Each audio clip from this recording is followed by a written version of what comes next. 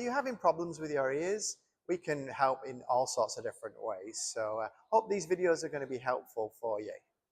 Today, I want to talk to you about tinnitus.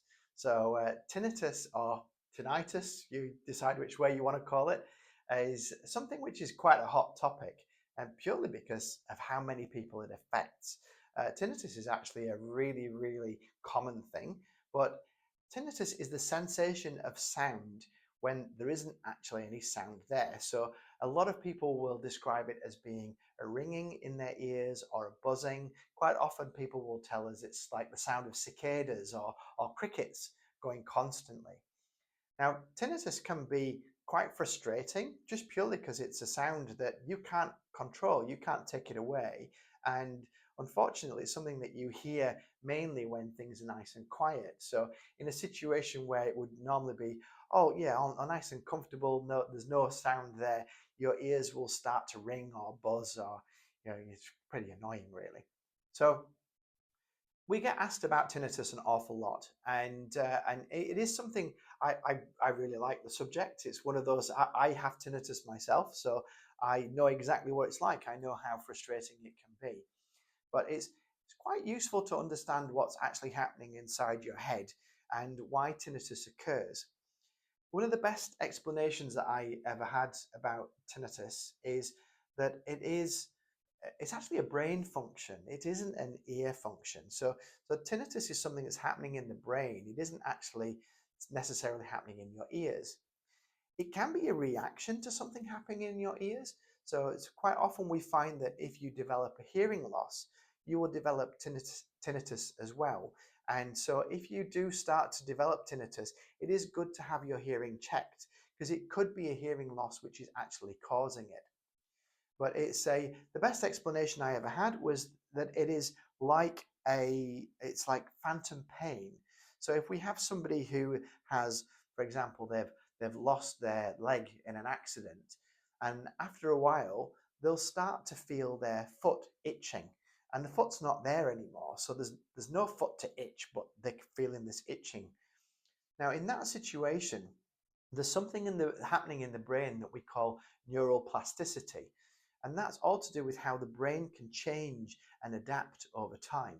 So in a situation like that, where somebody has lost their leg, the brain will be searching around and trying to find signals from the foot that's no longer there.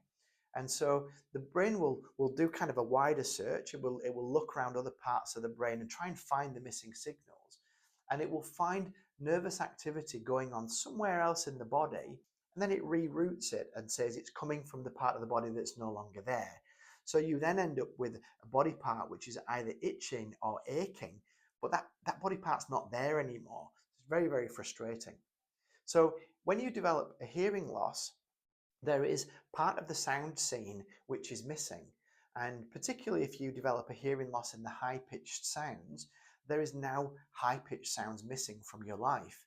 So what can happen is the brain starts to try and find those signals. So the brain starts to search around, it finds nervous activity going on somewhere else in your body, and then it reroutes it and says, oh, that's the high-pitched sounds. And then you end up hearing high-pitched sounds all the time and you can't get away from them. So quite often we find that a high-pitched hearing loss will cause high-pitched tinnitus. So if you develop tinnitus, it's good to get your hearing checked to see if it is a hearing problem that's causing the issue. Generally, what we find is that if we treat the hearing loss, we treat the tinnitus at the same time because it allows the brain to revert back to plan A. And if you're hearing the high-pitched sounds again, then the brain doesn't have to try and make them up anymore. Now, it is possible to have tinnitus without a hearing loss. And so after you've had your hearing checked, if we find that your hearing is okay, then why is it that you've got this sound? So it's always useful to understand what actually happens inside the brain when it comes to tinnitus, and also how to then manage it. So to understand tinnitus, you actually first need to understand how the brain deals with sound. So there are three main parts of the brain involved with dealing with sound. The first is the auditory cortex. So the auditory cortex is the main computer in your head when it comes to dealing with sound. So as sound is coming into the ears, it creates nervous impulses that then go further up the brain stem, and it will hit the auditory cortex. And the auditory cortex figures things out. It decides, is this a high-pitched sound? Is it a low-pitched sound? Was it long in duration or short in duration? Was it loud? Was it soft? And it kind of decodes the sound and figures out exactly what is going on. Now, once that has happened, then a message is sent really quickly to the part of the brain that we call the hippocampus.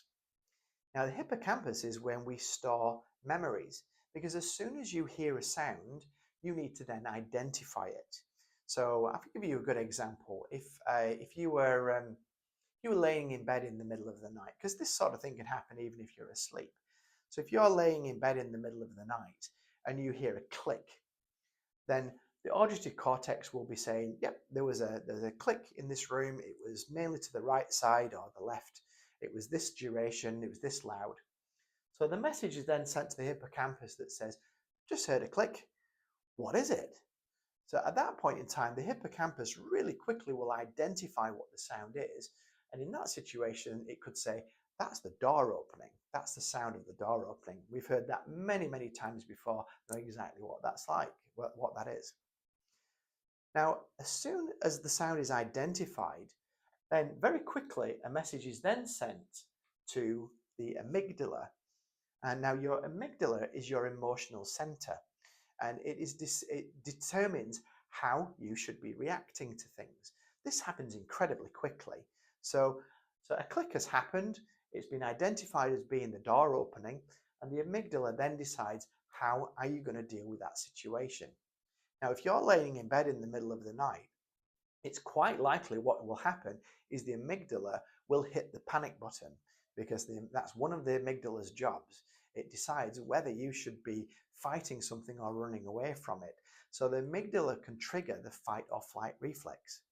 So if ever you have this situation happen, if you are fast asleep in the middle of the night and the door opens, you can literally find yourself jumping out of bed, and because your body gets flooded with adrenaline, you get the fight and flight reflex occurring, and literally you jump out of bed ready to attack whatever threat could be there.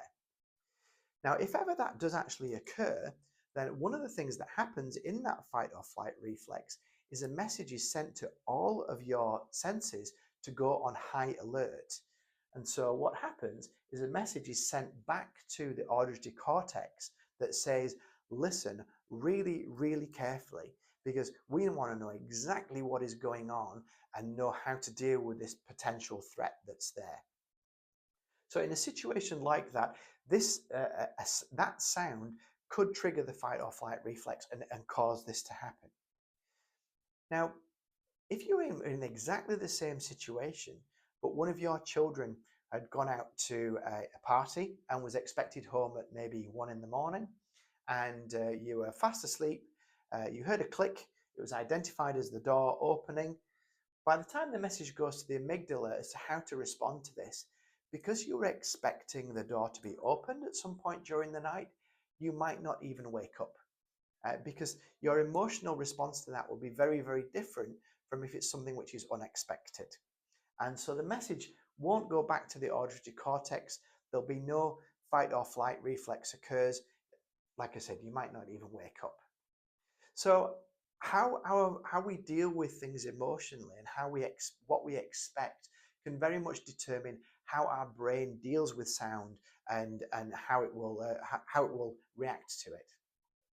Okay, so for some reason you have tinnitus. For some reason you have this noise in your ears that won't go away, and it's very, very frustrating.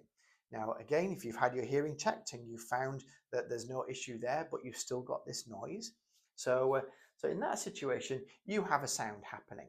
So for some reason, your auditory cortex is saying there is a sound going on. There's this high-pitched sound going on all the time. So when the message goes to the hippocampus that says, there's a sound in this room, what is it? The hippocampus goes, I don't know. I don't know. There's nothing in this room that should be making that sort of sound. I don't know what it is. So when the message goes to the amygdala, there's a sound in this room and we don't know what it is. The response from the amygdala is quite often one of concern. It's one where, well, I don't know what it is. How do we deal with this? Is it a threat? Is it going to hurt us? And so because of that, the amygdala can send a response to the auditory cortex that says, make the sound louder. We want to know exactly what it is. And this can go round and round and round. The sound gets louder and louder and louder. And they can get to the point where the amygdala hits the panic button and you go into full fight or flight mode. You find yourself hyperventilating, or you get a dry mouth. You start getting really, really anxious. And that's purely because you're in fight or flight mode. You're trying to escape this threat that you can't get away from. So tinnitus can be quite a problematic thing, and certainly it is something that you want to get checked out to at least put your mind at ease. Now, there are ways that you can deal with tinnitus. The best way to begin with is to get your hearing checked. Find out if there is an underlying hearing problem which is causing the tinnitus. So if we can take the hearing problem away, we can deal with the tinnitus at the same time, or most of the time that's what would happen. If you have tinnitus that isn't related to a hearing loss, how do you deal with it? So by far the best way of dealing with it is to try and take the tinnitus away at source. And what most people will find is that tinnitus will affect them when they're in a quiet place. So the best thing to do is try and avoid silence. Try and avoid situations where it is completely silent. We're in a pretty quiet room right now, and because of that, my ears are screaming. And this always happens when I talk to people about tinnitus, and mine gets worse because my attention's being drawn to it. But if you're in a quiet room like this, you having a fan going, or having a water feature going, or some light music in the background, something that keeps your hearing system busy, will help to take your attention away from the tinnitus. Because really the only true way of dealing with tinnitus is to learn to live with it, to make it to go into the background. And that can happen. Because if we can block that out at source, it stops it from being an issue.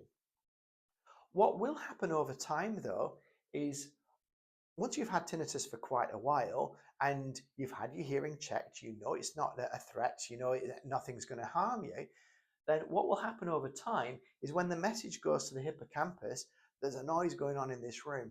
The hippocampus goes, oh, yep, that's that tinnitus noise. That's that ringing that we always hear. That's the crickets that's always there. So because the hippocampus now knows what it is and can identify it, when the message goes to the amygdala, how do we deal with this? The amygdala goes, just the way that we always deal with it. Just chill out. You know, it's fine. It's not going to hurt us. It's not going to, there's no threat there. So that breaks this cycle here, because the message never goes back to the auditory cortex to focus in stronger on the tinnitus. And what will generally happen over time is it fades into the background. The brain is incredibly good at being able to adapt and change over time, and you can cope with things over time. People can live next to railway tracks, and after a while they don't hear the trains anymore, because the brain is able to go, we don't need that information right now, we can put that into the background, you don't need to focus on it right now. So generally what you will find over time is that the brain will get used to the tinnitus being there. As soon as it gets used to it being there, it fades into the background. But the weird thing about tinnitus is as soon as you realize it's not there, you're going to think about it, you'll be able to hear it again. It's just one of those things with tinnitus. It's one of those old friends that's going to live with you for life. If you've got a way of dealing with it, like for example having some hearing aids fitted to deal with the hearing loss, then generally you'll get some relief from it. But generally what will happen over time is it will fade into the background and it'll get where it's not such a big issue for you. If you are struggling with tinnitus, if you are having, or you know someone or have a family member who is having problems with it, ask them to come along to the Hear Again clinic. we'll be able to check their hearing, see what's happening there, see if there's a way that we can help them deal with it and give them the best advice going forwards. Thanks for watching. I hope this has been helpful. Click on the link below for more information.